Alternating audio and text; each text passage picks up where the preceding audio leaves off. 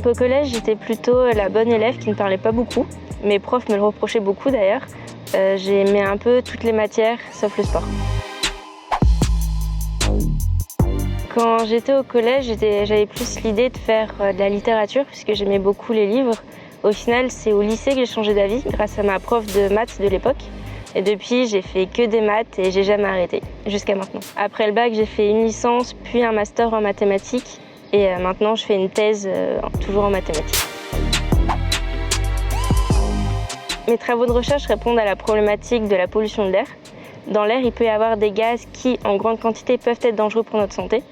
On a besoin de moyens pour détecter ces polluants. Cette détection peut se faire à l'aide de capteurs. Mon travail, c'est de faire des mathématiques pour ajuster ces capteurs et pouvoir les rendre plus précis. En ce moment, je cherche des outils mathématiques pour pouvoir dire quel gaz a une influence sur le capteur à partir uniquement des données. Pour ça, j'ai besoin de créer des données moi-même pour pouvoir tester ces outils. Si on prend un capteur de température, mais qui dépend aussi du CO2, si on fait passer une voiture à côté de ce capteur, il y aura un pic dans les données de ce capteur. Ce que j'essaye de faire, c'est de trouver des outils mathématiques pour éviter de faire passer la voiture à côté et de pouvoir trouver cette sensibilité au CO2 uniquement avec les données de capteurs.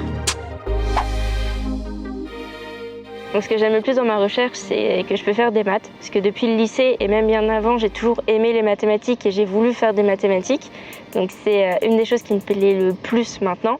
La deuxième chose, c'est aussi que je travaille dans un domaine qui est utile, qui est la pollution et la qualité de l'air et qui peut parler à tout le monde. Alors que les mathématiques, en général, ça ne parle pas à tout le monde.